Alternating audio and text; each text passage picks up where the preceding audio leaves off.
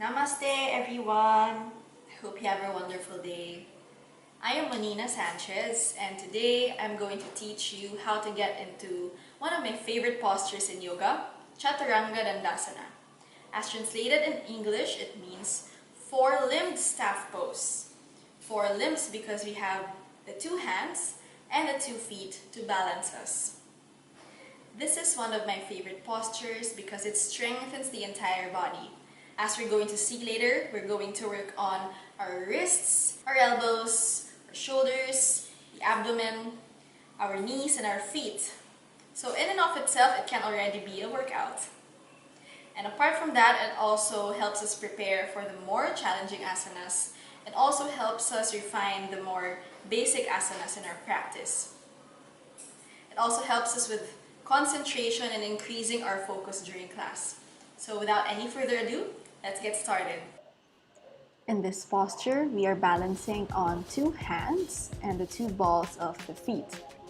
This is also called low plank, where the body is parallel to the mat with the elbows in towards the ribs and at a right angle along the body. As this places weight on our wrists and our shoulders, students with any wrist, elbow, and shoulder issues such as sprains, tendinitis, or ligament injuries should avoid the full expression of the posture and jumping in and out of this posture. Likewise, students with any recent surgeries in the aforementioned areas should avoid the posture altogether, unless otherwise advised by their physicians. To avoid injuries, make sure to warm up the wrists before entering this posture.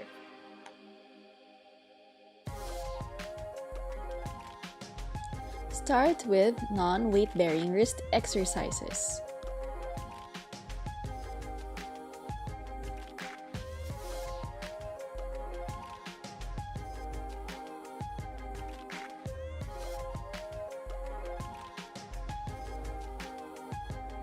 When the wrists are warm, head over to your mat and place the palms directly below the shoulders.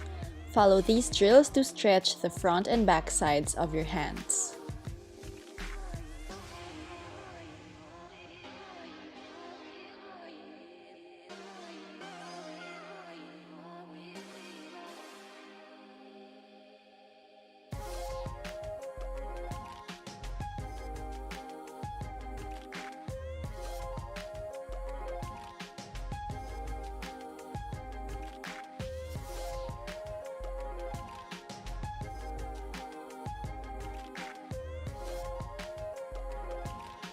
Don't forget to warm up the shoulders and the elbows as well.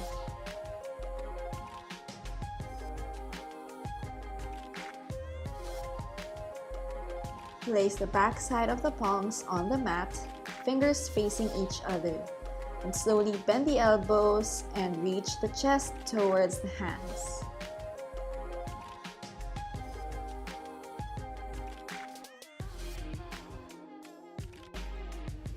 In Chaturanga Dandasana, we need to keep our elbows in towards the ribs and keep the collarbone wide by externally rotating the arms. We can prepare our elbows and shoulders for this sensation through these drills. First, bend the elbows and place a block in between, then slowly pulse the arms up and down. If you don't have a block, you may just bring the elbows in and pulse.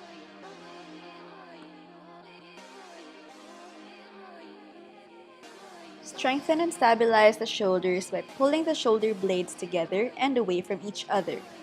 Keep the shoulder blades depressed or away from the ears. Warm up the core by doing a forearm plank. From tabletop position, place the elbows and the hands on the mat, interlace the fingers, and extend the legs back. Keep the core in and engaged, and gaze forward.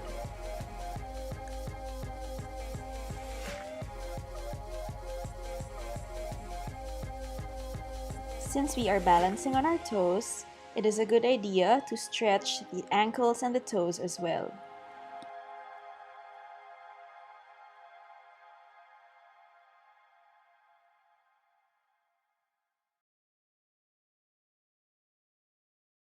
Now let's talk about alignment.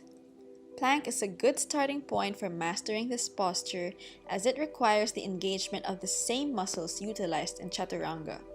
So, start by building strength through plank first. From tabletop position, maintain the alignment of the shoulders over the wrists, then extend the legs back. Engage the shoulders, the core, the glutes, and the leg muscles. You may stay here for 5 breaths. 1, 2, 3, 4, and 5. Slowly shift forward and lower down halfway.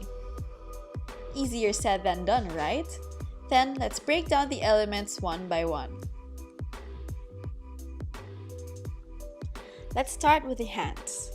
Keep the fingertips wide and distribute the weight throughout the hands.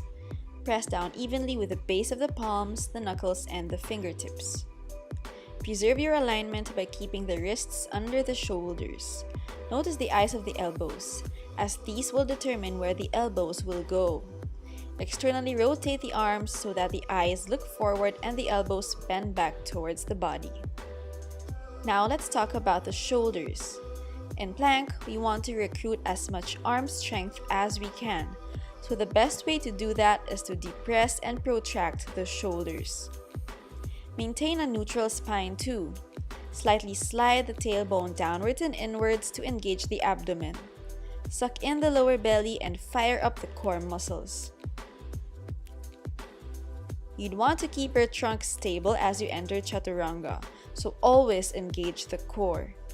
As you lower down, roll the shoulders back to allow the collarbones to spread open. If you find any instability in the core, remember to engage the glutes, the quads, the knees, and the hamstrings as well. Press down with all 10 toes. Keep in mind that the more we engage our entire body, the easier and lighter this posture feels.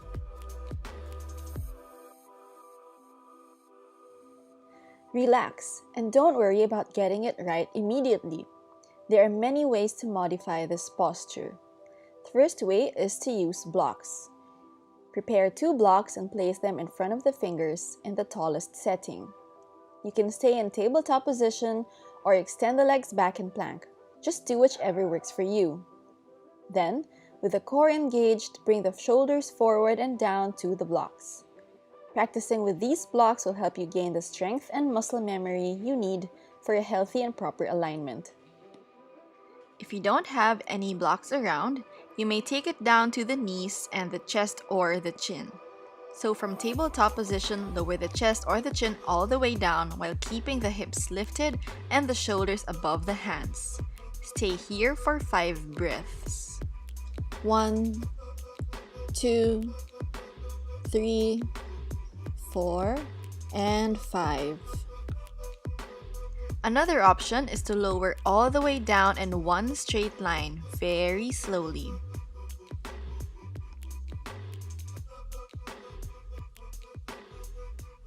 Alright, now let's try the full expression of the pose.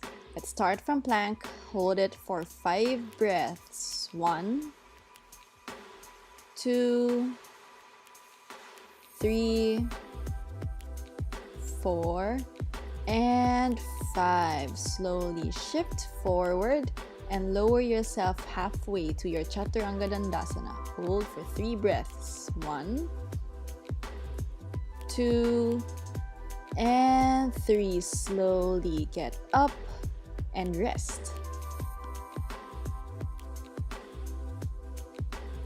Let's make our practice more dynamic by coming down to Chaturanga and back up to plank 2 times. And then let's hold the posture for 5 breaths on the 3rd time.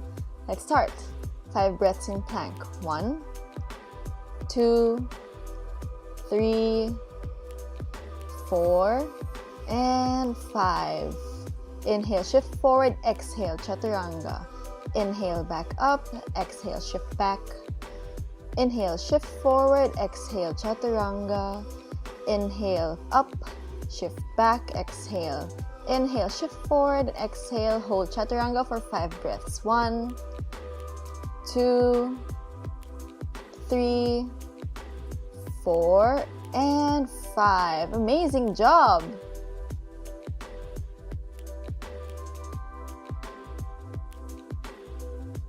And that's it. I hope that this demonstration has been helpful. Keep in mind the alignment cues and drills for a healthy practice. And most importantly, listen to your own body. Once again, this is Monina Sanchez. Thank you and namaste.